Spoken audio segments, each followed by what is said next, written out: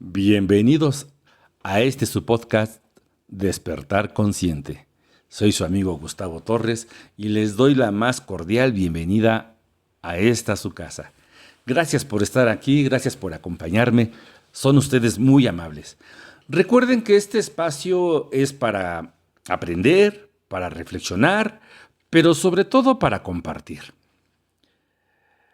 En esta ocasión les presento este capítulo que titulé Enoc, Metatrón y la geometría sagrada, que les comparto con mucho cariño, con mucho gusto, esperando realmente que sea de su total agrado. ¿Se imaginan que un buen día Dios nos tomara de la mano y nos llevara con Él? Así, caminando hacia su casa, mientras nos va enseñando o mostrando los secretos del cosmos, el origen de la vida, y nos llevará a su lado a regir las leyes del universo. Bueno, pues eso mero le pasó a Enoc. Se dice que fue quien caminó con Dios. Iremos conociendo su origen, su historia y qué relación tuvo con el arcángel Metatrón y la geometría sagrada. ¿Qué los une? Los iremos conociendo uno a uno a través de una visión única. Ya saben, muy al estilo de Despertar Consciente. Vamos a empezar por conocer quién fue Enoc y por qué es uno de los personajes más misteriosos de la Biblia. Según los textos bíblicos canónicos, o sea, la Biblia tradicional, Enoc es un hombre del Antiguo Testamento mencionado principalmente en Génesis 5. ¿Sabían que Enoc es uno de los pocos hombres de la Biblia o que mencionados en la Biblia y que no murieron? Fue tataranieto de Adán, hijo de Jared, padre de Matusalén, quien fue padre de Noé. O sea, nació 6 generaciones después de Adán y vivió 365 años. Y la Escritura dice que caminó con Dios hasta que se lo llevó. Enoc representa una espiritualidad profunda, una vida alineada con lo divino y una fe que trascendió su tiempo. Es a lo que yo entiendo caminar con Dios. Enoc no solo creyó en Dios, sino que caminó con Él. ¿Qué es caminar con Dios? Yo entiendo que es seguir o cumplir sus leyes, sus mandamientos, seguir las buenas costumbres cristianas, amar al prójimo, amar a Dios. Yo entiendo que eso sería caminar con Dios. Su historia nos recuerda que la fe también se vive paso a paso. ¿Recuerdan que les comenté que me gustaba entrelazar la información de lo que voy leyendo en diferentes libros? Bueno, ok. Enoc es un personaje que aparece en el Antiguo Testamento. Pero yo recuerdo el caso de una persona que vivió un poquito más para acá, por ahí de 1950, llamado el Ramana Maharshi, quien fue uno de los sabios hinduistas más influyentes del siglo XX, que siendo muy jovencito, para ser precisos, a los 16 años de edad, estando en su casa, en la cocina, con su mamá, se desmaya y ahí se muere de un infarto. Su espíritu se desprende de su cuerpo y se ve él a sí mismo ahí tirado en el suelo. Se sorprende muchísimo y dice: yo no puedo ser yo no puedo ser nada más ese cuerpo. yo me siento vivo, yo me siento lleno de energía. Yo no puedo ser nada más eso. Se dice que Dios, al observar su grado de comprensión, lo revivió y vivió muchos años más. Y murió después por causa natural a la edad de 70 años, pero dejó un gran legado. Incluso fue santificado por la religión hindú. Hay un libro que recopila parte de sus enseñanzas principales, llamado Autoindagación. Si lo pueden conseguir, se los recomiendo ampliamente. Es un folletito muy chiquito, muy delgadito. Bueno, es del tamaño de este libro, pero apenas trae 50 páginas. Pero con un contenido sumamente deslumbrante. Es la mayor enseñanza que nos dejó el Ramana Maharshi. La autoindagación es una guía para conocernos a nosotros mismos. Se los recomiendo de verdad. Autoindagación. El Ramana Maharshi. Yo lo voy a poner en la pantalla, en el subtítulo. Léanlo, de verdad se los súper recomiendo. Pero bueno, perdón, me acordé de él porque así como Enoch caminó con Dios, el Ramana Maharshi lo revivió por tener ese grado de conciencia. Es una forma de dar ejemplos que Dios se fija. Dios se fija. Dios nos está observando. Ok, retomando. La Biblia menciona algo extraordinario. Enoc vivió 365 años y luego simplemente desapareció porque le llevó Dios.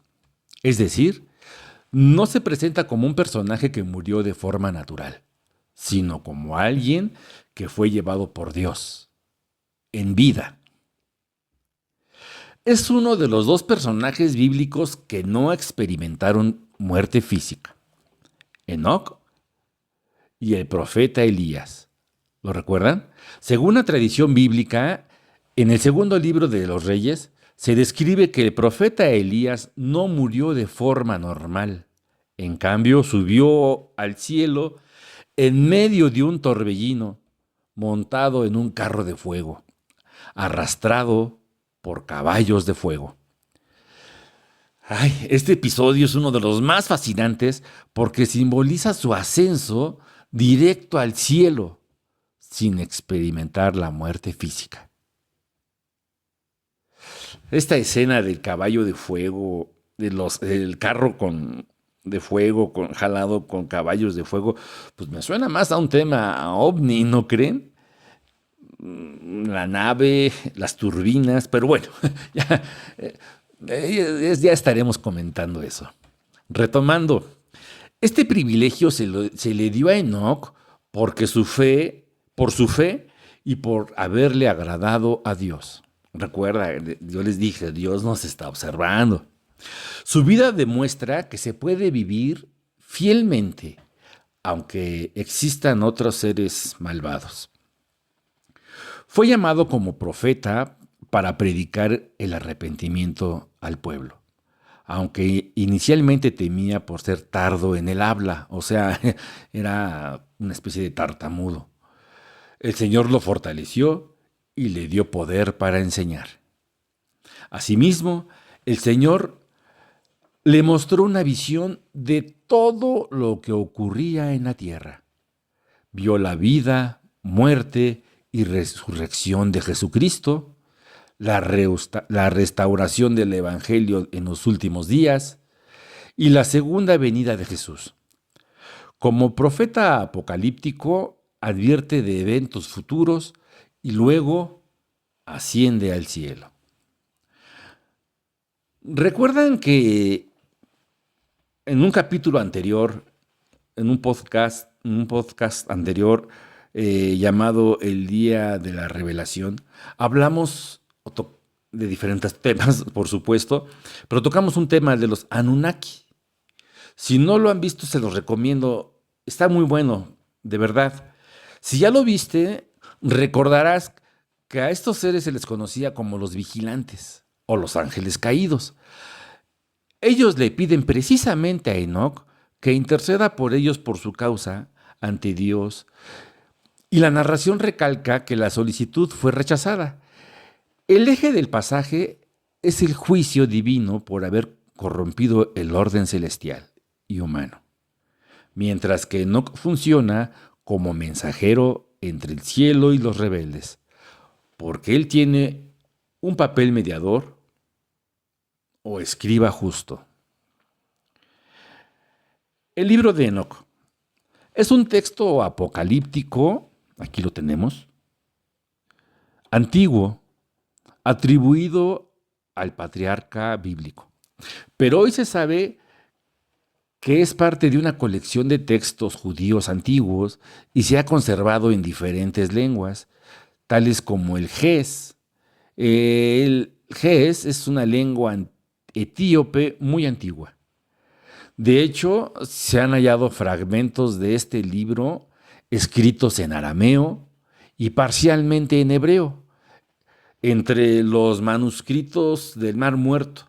Esos rollos que se encontraron precisamente ahí, en Qumran.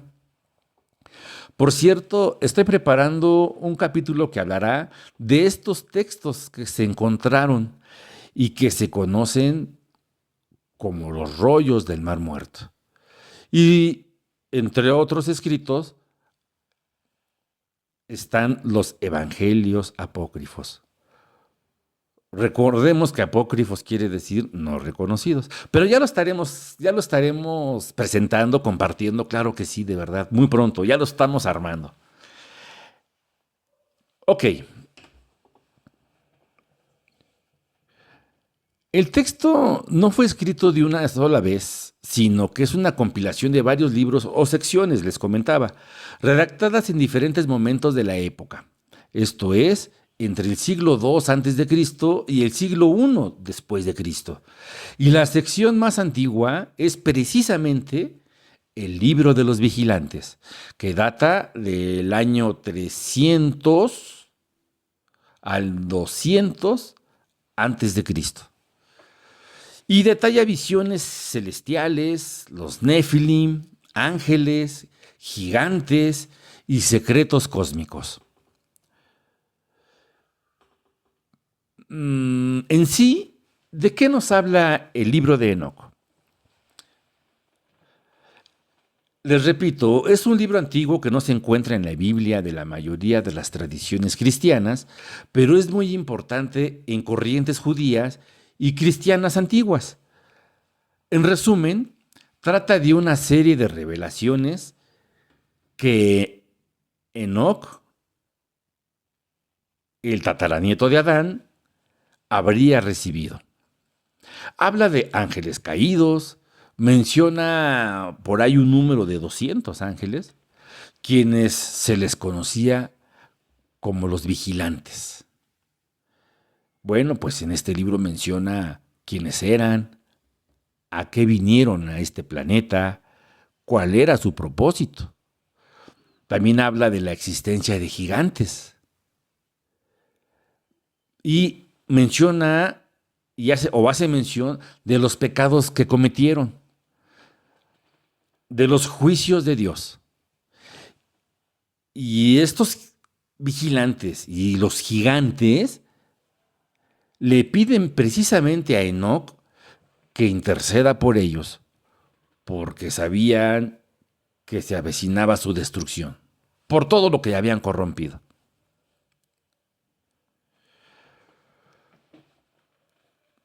Y Enoc es el único hombre recto y puro que puede comunicarse con Dios. Bueno, en ese momento él era el único hombre, o sea, en medio de tanta maldad y todo lo que se estaba suscitando, era el único hombre recto y que tenía conexión directa con Dios. Porque él lo había elegido como su mensajero, un hombre puro en medio del caos. Los ángeles caídos y los Nefilim sabían que él tenía acceso a Dios. Enoc, fiel a su misión, les transmitió el mensaje de que serían condenados y que los Nefilim serían destruidos por un gran juicio. Es un libro lleno de simbolismos y profecías. Habla del fin del mundo y de la llegada de un Mesías. El libro de Enoc fue excluido del canon. Quizá la razón por la que no forma parte del cuerpo canónico se deba a que en este libro se acusa a los ángeles guardianes de haber desviado su misión y de haber encarnado la explotación, la opresión, la destrucción de los ecosistemas, de haber generado la guerra, la avaricia por el oro, la vanidad, la brujería y el engaño. Nada más. Qué caray. Y como parte de la humanidad sería destruida, su clamor subió al cielo. Dios envía entonces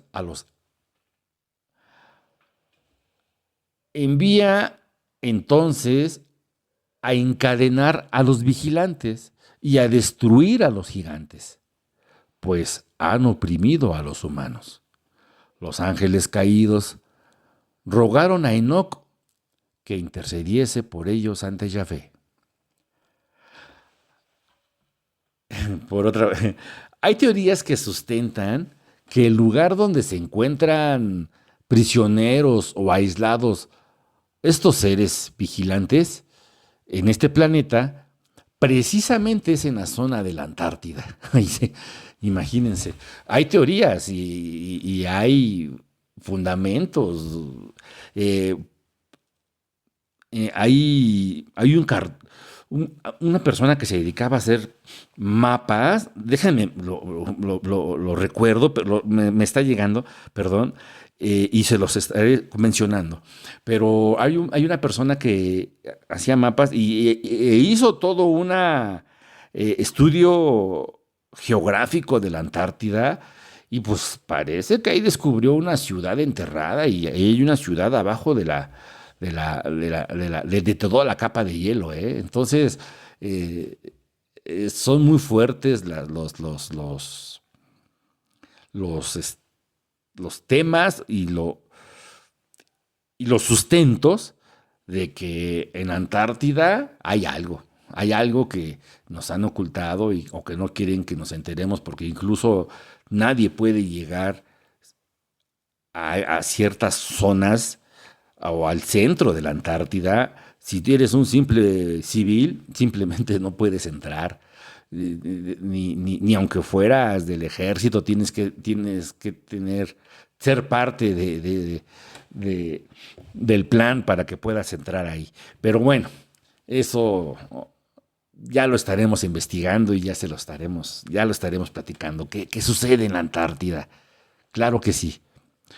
Pero, ok. Retomando nuestro tema. ¿Y quién es Metatron?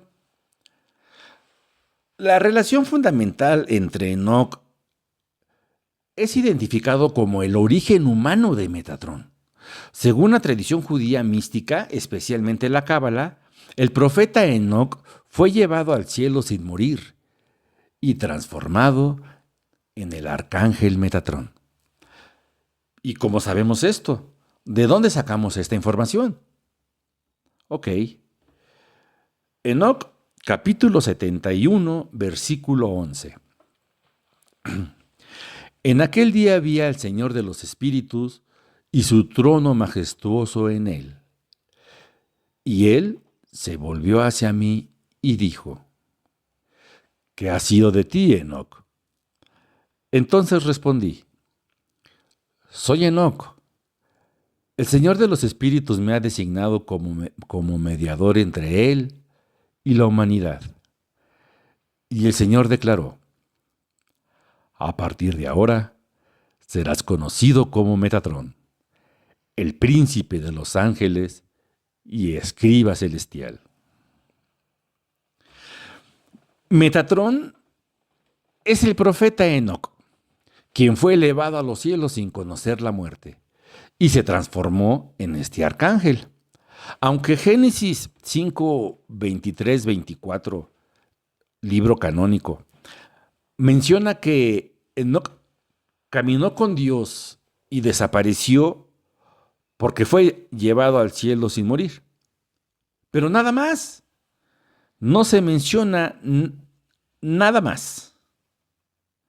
Los textos completos del libro de Enoc fueron excluidos del canon formal del judaísmo y por lo tanto tampoco son aceptados por las escrituras cristianas. Este libro es uno de los más antiguos del judaísmo. Menciona a Metatrón como un gran arcángel que recibió de Dios el derecho de sentarse en un trono en el cielo.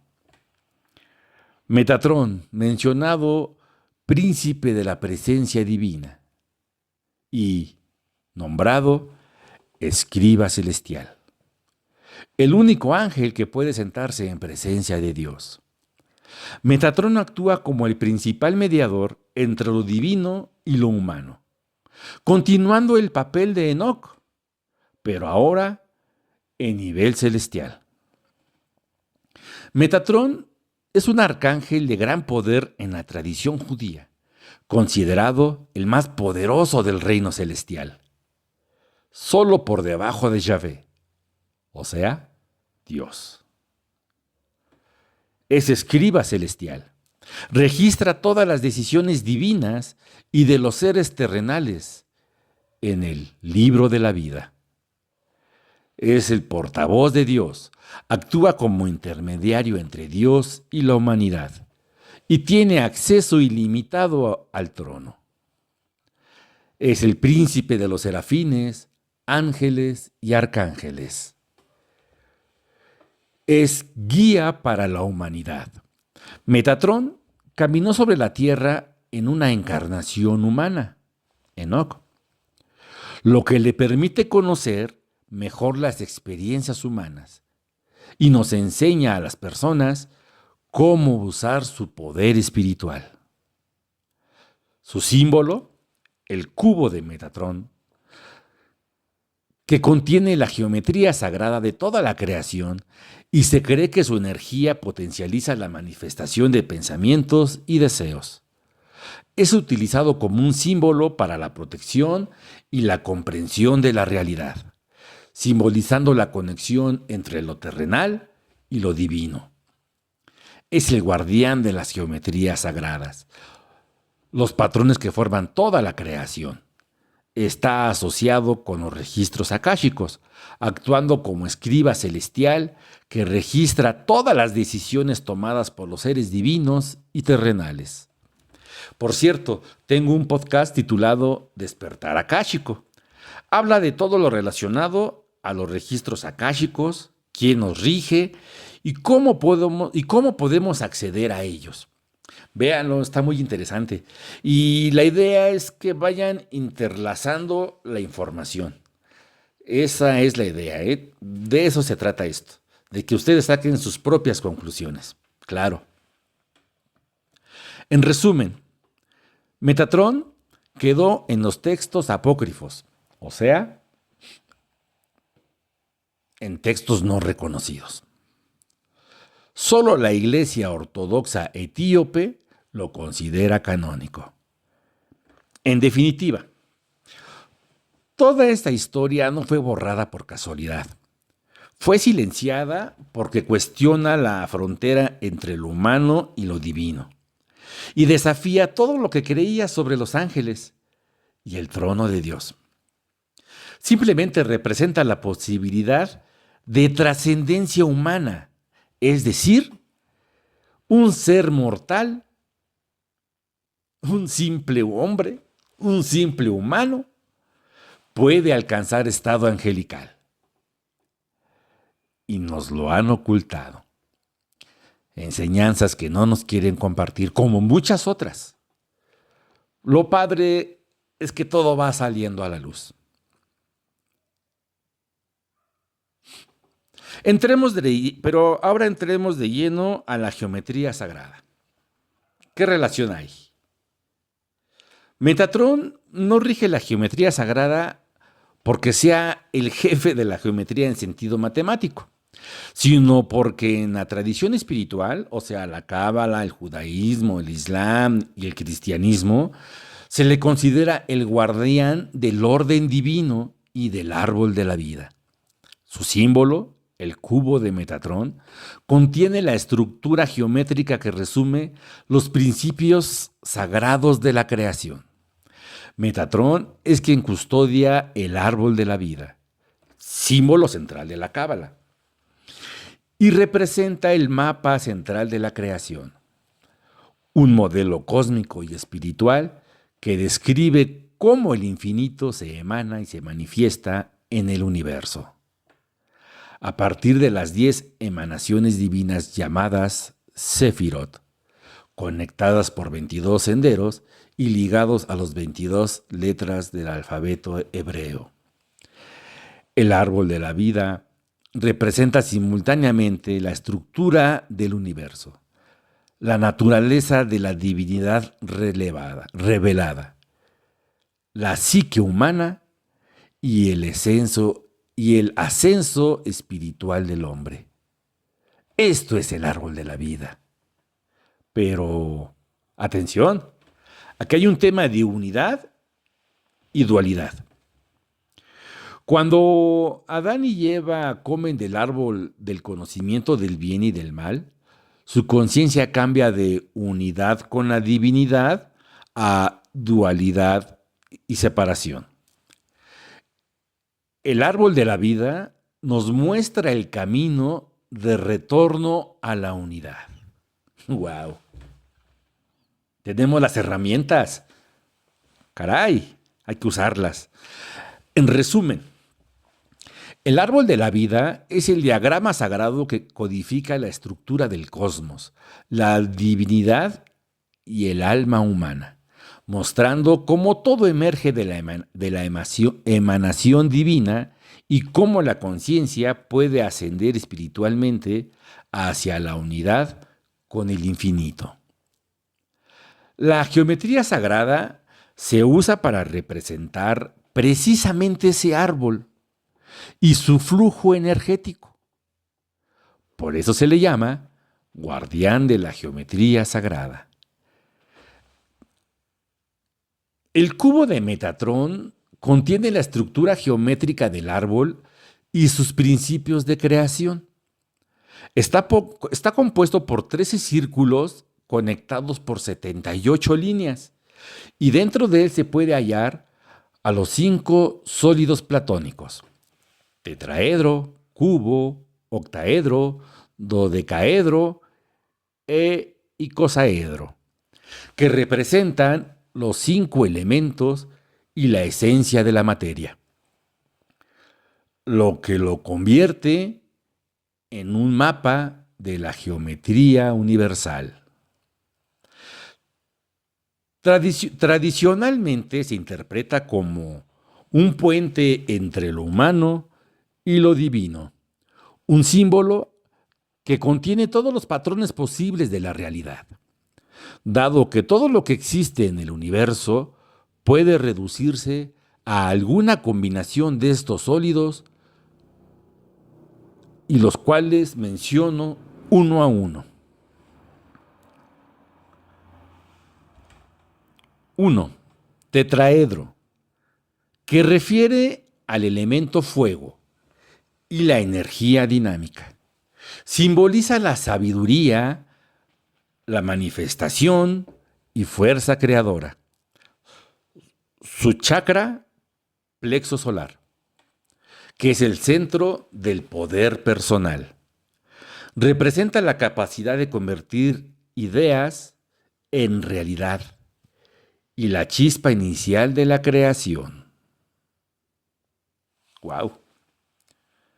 Me vino a la mente la teoría sintérgica de Jacobo Grinberg. Número 2. Cubo, que refiere al elemento tierra, vinculado con lo físico y la materia. Simboliza la conexión con la vida y la naturaleza, o sea, la estabilidad. Su chakra raíz, base de la columna, vinculado con la supervivencia y el arraigo. Representa los propósitos en el plano físico y simboliza la estructura sobre la que se asienta la manifestación. 3. Octaedro. Refiere al elemento aire, asociado con el pensamiento, la comunicación y el movimiento. Simboliza la iniciación espiritual, la integración, la perfección de la materia por el espíritu. Su chakra, corazón, centro emocional y de conexión. Su representación, facilita la armonía entre lo físico y lo espiritual, actuando como puente entre ambas dimensiones. 4. Icosaedro. Refiere al elemento agua, vinculado con los sentimientos, la intuición y la adaptabilidad. Su simbolismo, asociado con la transformación, fluidez y emociones. Chakra segundo, chakra sacro, centro de creatividad y emociones. Representa la estructura de los sentimientos de alegría y amor. Representa los procesos internos de cambio emocional. Y 5. Dodecaedro. Refiere al elemento éter o espíritu. Asociado con lo invisible, lo divino y la quinta esencia. Simboliza la ascensión, el poder femenino de la creación y el alma del mundo. Chakras superiores, garganta, tercer ojo y coronilla. Y representa la conexión con la conciencia cósmica. El árbol de la vida es el símbolo central de la Cábala. La fruta de la vida, que es parte de la flor de la vida, tiene 13 círculos. Conectarlos con líneas rectas produce el cubo de Metatrón.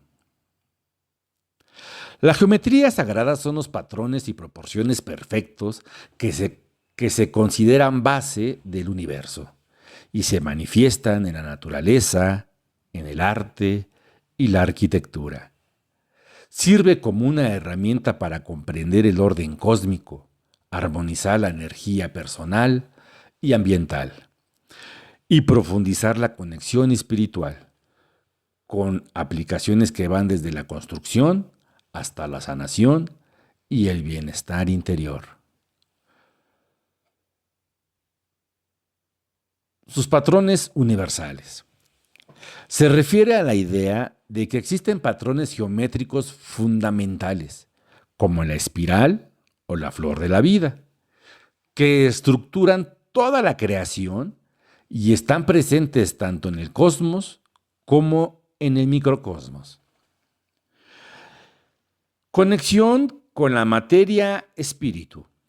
Establece una relación entre el mundo físico y el espiritual, representando la interconexión y la unidad en toda la existencia. Su belleza y orden, estos patrones son inherentes a la naturaleza y se consideran bellos y perfectos, reflejando la inteligencia y el orden subyacente del universo. En resumen, Metatrón rige la geometría sagrada en el sentido simbólico y espiritual, porque su símbolo encierra la matriz geométrica de la creación, que son sólidos platónicos, que ya los mencionamos, la fruta de la vida y el árbol de la vida. Y él es, en la tradición, el guardián de ese orden divino. En muchas enseñanzas se le conoce a Metatrón como el arquitecto del universo, porque sostiene el orden divino que estructura las almas y el cosmos. Por eso, en la práctica espiritual, se le invoca como el guía mayor del proceso de creación y armonización, mediante la geometría sagrada. Claro. Si llegaste hasta este punto de mi video, te agradezco enormemente tu tiempo y tu atención. Si te gustó, te pido que me regales un like, ya que me es muy útil para poder seguir difundiendo. Y si conoces de alguien que resuene con esta información, pues compártele el video para que juntos vayamos formando esta bonita comunidad. Esta comunidad que busca precisamente eso, un despertar consciente. Gracias y nos vemos en el siguiente capítulo. Buen día.